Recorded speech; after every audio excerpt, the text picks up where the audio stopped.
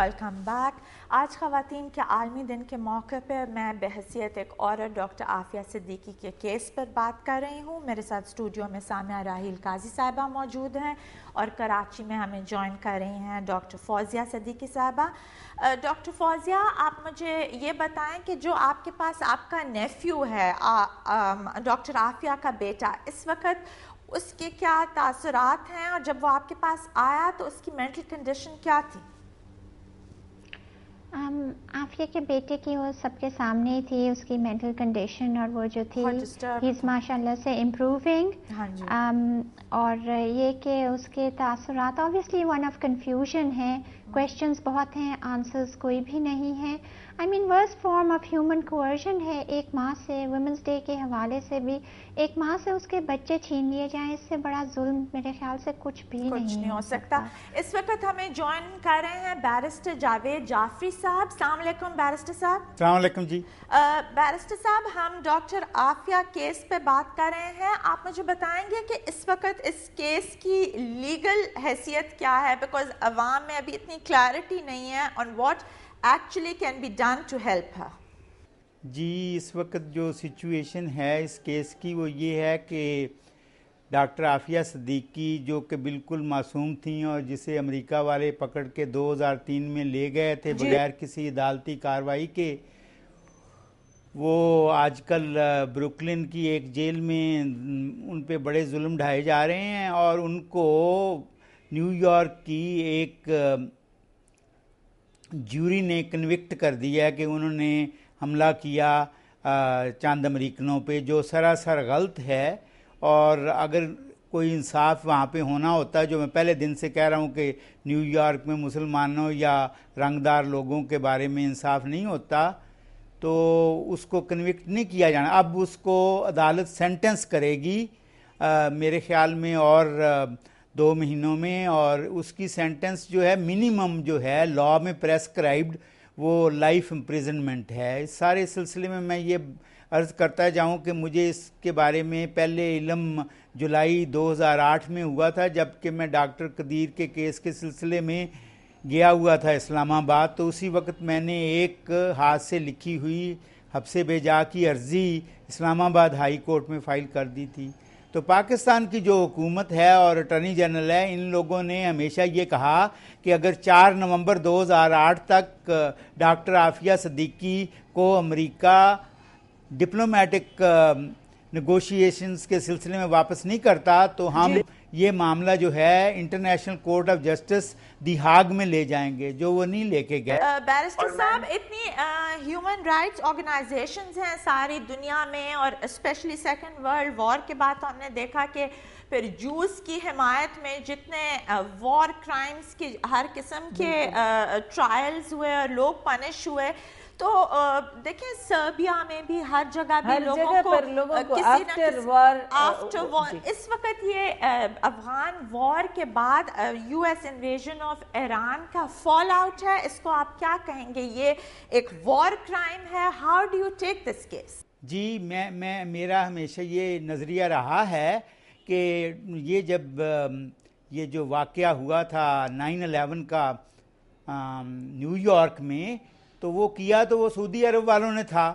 तो अब जो अमेरिका था उसको ये तलाश थी कि कोई ऐसा आदमी मिल जाए जिसका कि क्रेडिबिलिटी हो, जो पढ़ा लिखा हो, और उन्होंने सेलेक्ट कर लिया कि ये बेचारी डॉक्टर आफिया सिद्दीकी को परसिक्यूट और प्रोसिक्यूट करेंगे। तो पाकिस्तान में पाकिस्तानियों की इल्लीगल इमदाद से आफिया को 2003 में कराची से अगवा किया गया और बगैर किसी अदालती कार्रवाई के उन्हें मुख्तलिफ जगहों पे लेके जाया गया। उनके बारे में पहली खबर जो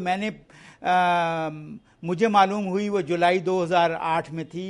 अब मैं अमेरिका में असिस्टेंट अटॉर्नी जनरल भी रहा हूँ और मैं यूनाइटेड नेशंस का ह्यूमन राइट्स अफसर भी रहा हूँ। मेरी हमेशा ये कंटेंशन थी कि अमेरिका को तलाश थी किसी क्रेडिटेबल आदमी की, पढ़े लिखे आदमी की, जिस पे वो 9/11 ब्लेम करें, और बिल्कुल उन्होंने ऐसा ही किया। लेकिन बाद में उनके हाथ से ये मामला बिखर गया, तो फिर उन्होंने ये झूठा केस बना दिया डॉक्टर आफिया सिद्दीकी के। उसने एक गन उठा के अमेरिकनों पे गोली चलाने की कोशिश की, ये सरासर गलत और मन घड़त कहानी है जो अमेरिका ने बनाई है। And this was concocted after the habeas corpus petition was filed by me in Islamabad High Court. दूसरी मैं बात ये अर्ज करता जाऊं कि अगर इसको आफिया को अफगानिस्तान में 2008 जुलाई में इन लोगों ने गिरफ्तार किया होता तो अफगानिस्तान की हुकूमत और अमेरिका की हुकूमत को पाकिस्तान की एम्बेसी को इन्फॉर्म करना चाहिए था। ये काफ़ी अरसे से वहाँ पे अमेरिका की कैद में हैं। बैरिस्टर जावेद जाफरी साहब, ये आपने जो पिटिशन दायर किया उसके बाद इन्होंने डॉक्टर आफिया के ऊपर ये केस बनाया, उससे पहले उनके ऊपर कोई केस नहीं था? उसके पहले इन लोगों ने बकवास जरूर फरमाई थी कि आफिया जो है उसको ये इंटेरोगेट करना चाहते हैं 9/11 के सिलसिले में, लेकिन बाद में इनसे वो बन नहीं पड़ी बात। जी, तो आपके इसके पिटिशन के बाद ये जो उन पे केस बना है जिसमें she suppose to have fired at some US army personnel, ये उसके बाद बना है? मेरी हफ्से बजा की रिट के बाद अमेरिका वाले इसको न्यूयॉर्क ले गए और ये 4 या 5 अगस्त 2008 को हमें मालूम हुआ कि उसे अमेरिका ले गए हैं। मैंने पाकिस्तान की गवर्नमेंट के साथ बड़ा सर खपाया कि ये अफगानिस्तान की हुकूमत ने अगर उन्होंने वाकई इसे गिरफ्तार किया था तो इसको क्यों हवाले किया अमेरिका के, उसको वहाँ पे उस पर फौजदारी मुकदमा अफगानिस्तान पे क्यों नहीं किया। और मैंने पाकिस्तान की गवर्नमेंट को ये भी कहा कि इन्होंने वियना और दूसरी कन्वेंशंस के तहत अगर पाकिस्तान एम्बेसी को काबुल में इन्फॉर्म नहीं किया गया तो ये आपने शिकायत क्यों नहीं की। इन्होंने कोई शिकायत नहीं की। मैं हूँ सैयद मोहम्मद जावेद इकबाल जाफरी और मैं ऑन रिकॉर्ड कह रहा हूँ कि इन्होंने कोई शिकायत नहीं की। ये ज़बानी कलामी पाकिस्तान की हुकूमत जो है इधर उधर की स्टेटमेंट्स बनाती रही है। प्लीज आप मुझे इन दी एंड बताएं कि इसका कोई लीगल हल हो सकता है और डॉक्टर आफिया किसी इंटरनेशनल लॉ के तहत वापस पाकिस्तान आ सकती हैं? देखें जी, इसके बारे में मैंने डॉक्टर आफिया सदीकी की बड़ी बहन डॉक्टर फौजिया सदीकी को भी एक ख़त लिखा है डिटेल्ड कि इसमें तकरीबन 7 या 8 अल्टरनेट अब ऑप्शन हमारे पास अवेलेबल हैं। एक तो ये है कि इस मामले को अब भी international court of justice refer कर दिया जाए। दूसरा ये है कि जहाँ तक अफगानिस्तान का तल्लुक है वो मामला अलहदा कि इन लोगों ने हमें और या हमारी एम्बेसी को इन्फॉर्म नहीं किया, ये भी इंटरनेशनल कोर्ट ऑफ जस्टिस चला जाए। अब तीसरी बात जो की जा सकती है वो ये है कि पाकिस्तान की हुकूमत, जिसके बारे में लाहौर हाई कोर्ट ने इनको डायरेक्शंस भी दी हैं, एक ख़त लिख दे एम्बेसी को, अपनी एम्बेसी को लिख दे और या बराह रास्त जिस जज ने इस डॉक्टर आफिया का ट्रायल किया उसे एक ख़त लिख दिया जाए। उसमें कोई ज़रर, कोई उसमें डिफ़िकल्टी नहीं है कि देखें डॉक्टर आफिया सदीकी को कराची से 2003 में बगैर किसी अदालती कार्रवाई के, बगैर किसी एक्स्ट्राडिशन प्रोसीडिंग के अगवा करके ले जाया गया। पता नहीं उसको कहाँ रखा है। Thank you very much barrister साहब for being with us here today. हम उम्मीद करते हैं कि डॉक्टर आफिया वापस आ सकेंगी, इस पे फर्दर बात करेंगे, बट आफ्टर ब्रेक हमारे साथ रहिए।